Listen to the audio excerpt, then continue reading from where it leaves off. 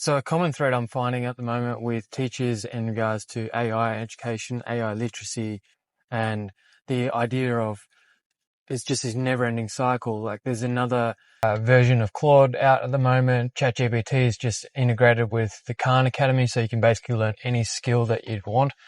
Like there's so much movement in this space so quickly that it is super hard to keep up. Like it's near on impossible, and you can just get overwhelmed by this level of information. So I really just want to talk about what I would term the minimum viable toolkit.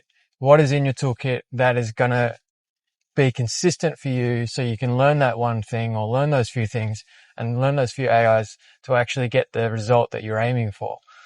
So I heard this phrase recently when I was learning all about LM Notebook, which is just a writing AI. It helps you collate lots of different thoughts and post an article or whatever it might be.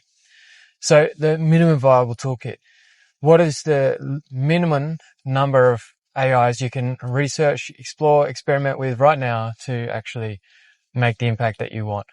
And it comes on the back of I just keep seeing all this news about, people put out a infographic and it's got 50 different AIs on it of these things are the things that you should use.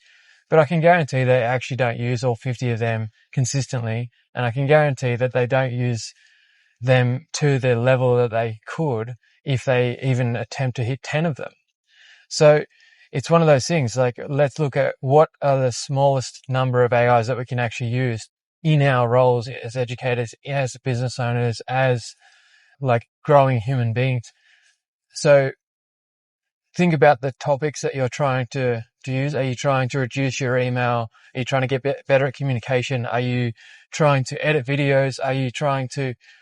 What is the things that you're doing? So personally for me, I'll give you a story that basically I was diving into ChatGPT when it first sort of came out, and I just didn't find the use case. I just getting clunky responses, but we all know that what you put in is what you get out. I didn't really know much about how to prompt correctly and do reflective or responsive sort of prompting.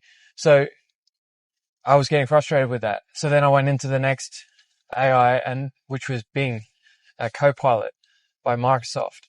And then that was cool, and I was using it for image generation. And then I went into the next one. I went into Claude, and then I went into chatbots, and I went on all of these different things.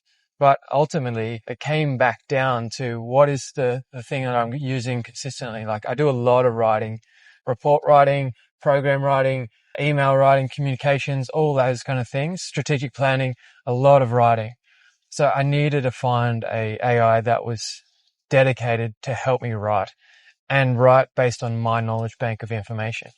So I funneled it down to one specific program, and I use Claude. And Claude AI, that's my go-to. Get the paid subscription. You can have projects where it's your own knowledge bank and you can just reuse, so you can re-prompt against that one sort of knowledge bank of information. If it was resume writing or email copy or policy writing, it doesn't matter. You can sort of segment things in, and then you can change the language based on your need. Then the other aspects, I do obviously video editing, but that takes so much time, and I don't have that much time to do it well, and I don't really want to pay an editor right now. So I use a program called CapCut, which is just your phone editor, but in there's an AI that can clean up your voice, remove the ums and ahs, chop out any dead space, and it just does it in one click. So it saves you literally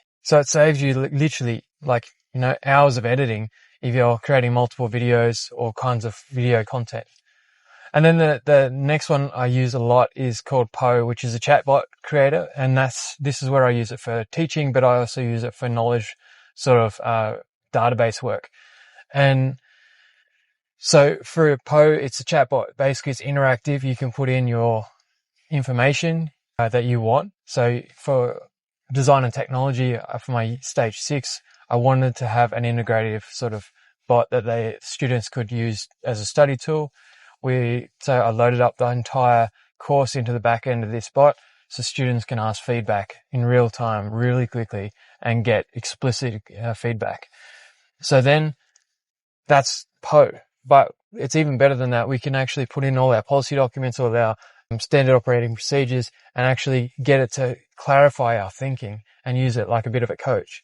So for me right now, I've only got the 3 AIs that I'm using, which is Claude, CapCut, and Poe. Because for me, it's not about knowing all of them. It's about having the minimum viable toolkit. So if you're overwhelmed with the amount of AI out there, just think about reducing your scope just to a few that makes sense for you. Okay, I'm going to leave it there. Have a great day. Remember to like, share, and follow. See you in the next one.